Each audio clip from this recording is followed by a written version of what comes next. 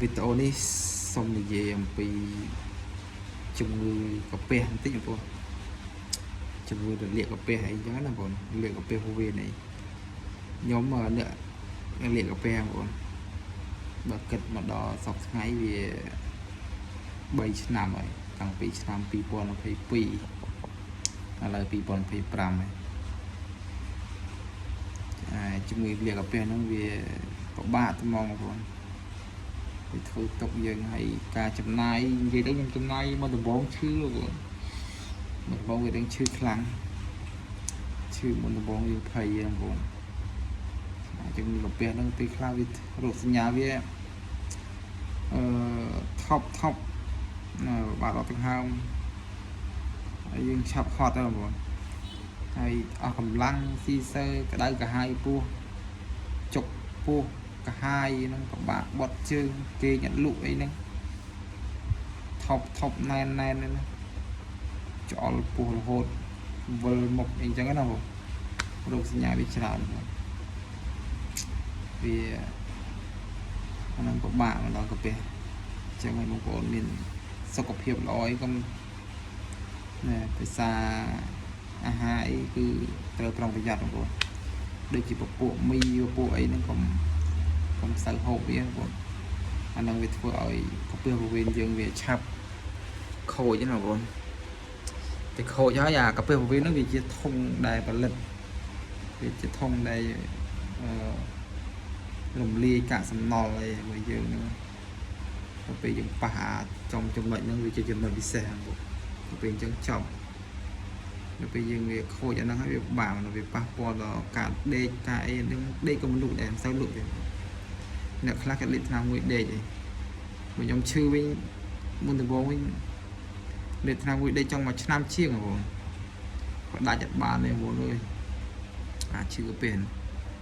ទៅរំទៅយូរទៅបានផ្ដាច់បានសុបាយចិត្តដែរផ្ដាច់អាថ្នាំមួយដេកវេទនាចុយមកអាថ្នាំមួយដេកហ្នឹងបងហើយរហូតដល់សប្តាហ៍ថ្ងៃក៏មិនទិនជាទេបងប្អូននៅតែឈឺនឹងរហូតលេបថ្នាំអី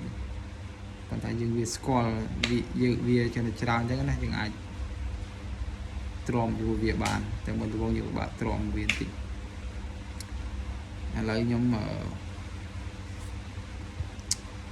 ញ៉ាំប្រូបាយតិចបងប្អូនប៉ុន្តែនៅតែហូបអាហារហ្នឹងពិបាកហ្នឹងបងរឿងអាហារហូបចុកខ្ញុំនៅតែពេលខ្លះក៏ហូបពពួករៀងហាល់រៀងអីទៅដល់ពេលអញ្ចឹងវានៅតែឈឺក៏ពេលតែបើយើងចង់ជាលឿនអានោះយើងតែតមរបបចំណីអាហារវាតមគឺឆាប់បានផលបងប៉ុន្តែដូចខ្ញុំនៅពេញវារឿងពិបាកធ្វើការនៅពេញអញ្ចឹងទិញអាហារហូបចុកគេរហូតអញ្ចឹងដល់ពេលហូបទៅវាចុកអាហារកាពះអីអញ្ចឹងនៅតែឈឺរហូតមុនលេបថ្នាំរហូតខ្ញុំថ្នាំលេបរហូតមករយៈនេះរឿងស្បើយខានលេបថ្នាំបងខានលេបថ្នាំយូរដែរខ្ញុំប្រើប្រូបាយតិចបងប្រូបាយតិចប្រភេទតែប្រូបាយតិចពេលខ្លះបងប្អូនប្រើជាប្រភេទអីផ្សេងទៀតណាខ្ញុំប្រើCastro supplement បងអាហ្នឹងវាជួយយើងដែរបងវាជួយយើងដែរវាជួយបាត់ច្អល់បាត់អីថប់អីណែនអីអញ្ចឹងណាវាស្រួលខ្លួនគ្រិនអញ្ចឹងណាតែតោងការបត់ជើងឲ្យស្រួលបន្តិចតែមុននោះឈឺលេបថ្នាំនៅតែលេបថ្នាំអីនៅតែឈឺបងតែបានប្រើប្រូបាយតិចទៅគ្រាន់ហ្មងប្រូបាយតិចវាជាប្រភេទបាក់តេរីល្អវាជួយកាពះពោះវៀនដែរអញ្ចឹងក៏វាល្អមួយយ៉ាងជាងថ្នាំពេទ្យអញ្ចឹងណាតែខ្ញុំទិញរឿងថ្លៃបងមកកំប៉ុង$27ដែរនឹងថ្លៃសម្រាប់ខ្ញុំណាសម្រាប់បងប្អូនមានលីនឹងកាក់ច្រើនអាហ្នឹងអត់អីទេអាចប្រើបានគេឲ្យភាសាមួយថ្ងៃ2គ្រាប់ប៉ុន្តែខ្ញុំប្រើមួយថ្ងៃតែ1គ្រាប់9ភាសាយើងថាវិការយើងសិក្សាដែរបើសិនប្រើមួយថ្ងៃ2គ្រាប់9ឃើញលទ្ធផលលឿនណាប្រូបាយតិចតែខ្ញុំប្រើតែ1គ្រាប់វិញស្រួលខ្លួនណាស់បងយើងអាចធ្វើការទៅមានកម្លាំងមានអីទៅយើងវាគ្រាន់ណាបងវាអត់សូវក្តៅកាហាយកាពះអីចឹង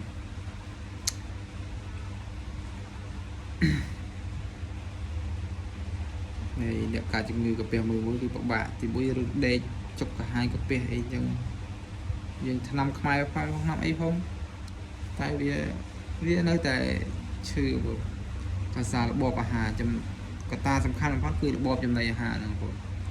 ការហូបចុករបបចំណីអាហារហ្នឹងគឺថាបើសិនជាយើងគ្រប់គ្រងរបបចំណីអាហារហ្នឹងឲ្យបានល្អវាធូរបងបាក់ញ៉ាំថ្នាំទៅពេលហើយដេកឲ្យបានគ្រប់គ្រាន់បានដេកលូកដេកអីទៅអត់ stress អត់អីទៅហ្នឹងមានអីបងឆាប់ជាតែបើសិនជាបោករួមយើង stress យើងអីយើងអត់សូវបែកនេះអីអញ្ចឹងវាឈឺដូចខ្ញុំបើសិនជាធ្វើការរៀងកន្លែងមិនសិនជាអីឬមួយក៏អត់បែកញើសអីដេកលួចអីខ្ញុំពេលធ្វើការរៀងបែកញើសហូរញើសទៅបានស្រួលខ្លួនបានដេកលក់ស្រួលសម្រាប់ខ្ញុំតែក៏ពេលប្រវេណដែលយើងអត់ធ្វើអីទៅវាដេកកាន់តែអត់លក់ stress កាន់តែឈឺចូលបងឈឺខ្ញុំឈឺឡើងស្រកគីឡូអស់លេងតែធ្វើម៉េចបងប្អូនបើយើងពីមុនយើងហូបមីហូបភេសជ្ជៈហូបអីយ៉ាងដល់ពេលយើងឈឺទៅពិបាកខ្ញុំរលាកសារ